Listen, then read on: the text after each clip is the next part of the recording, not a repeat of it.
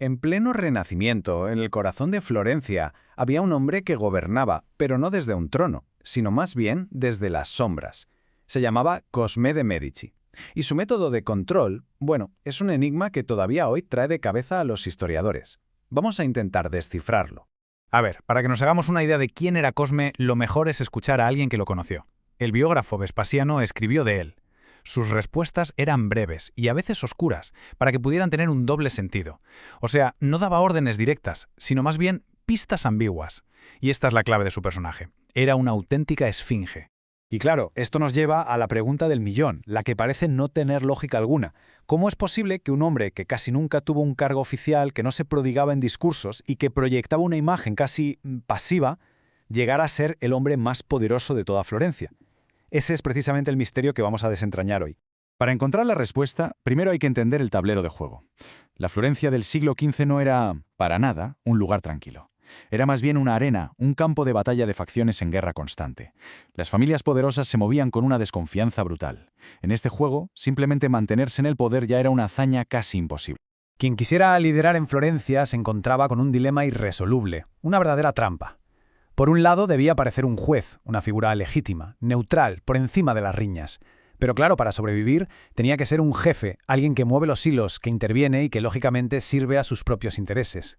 Si actuabas como un jefe, te llamaban tirano. Si solo eras un juez, te pasaban por encima. Era una partida que, en teoría, no se podía ganar. O eso parecía.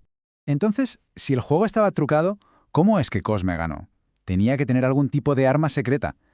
Y esa arma no la vamos a encontrar en lo que decía, que ya hemos visto que era poco y ambiguo. No, la vamos a encontrar en algo mucho más sutil, en la estructura invisible de relaciones que fue tejiendo por toda la ciudad.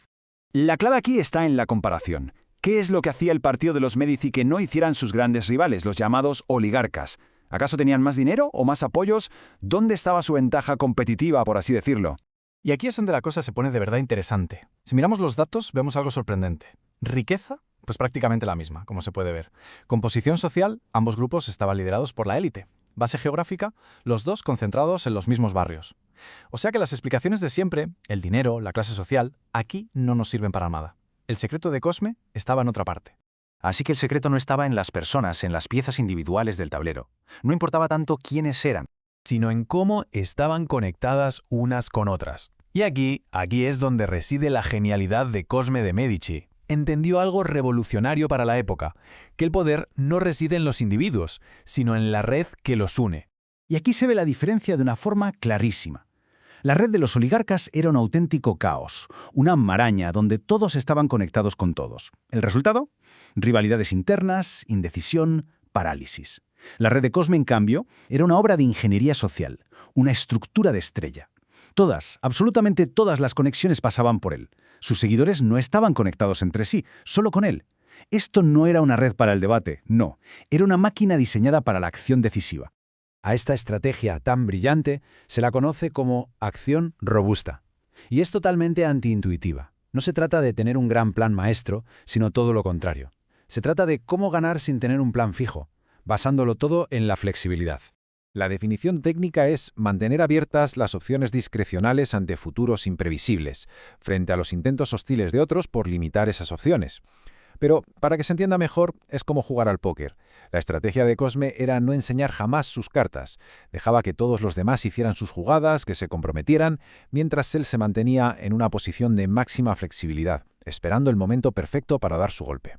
Bueno, ¿y cómo llevaba esto a la práctica? Pues con 3 reglas de oro, muy sencillas, pero letales. Primero, construir esa red en estrella, con él como único centro. Segundo, y esto es genial, segregar a sus aliados. Mantenía los distintos grupos sociales y geográficos completamente separados entre sí. Y tercero, nunca dar el primer paso. Actuaba siempre de forma reactiva, dejando que los demás acudieran a él, convirtiéndose así en el árbitro de todas las disputas. Miremos esta estrategia de segregación más de cerca. Con las otras grandes familias, los patricios, utilizaba los lazos matrimoniales para forjar alianzas por toda la ciudad.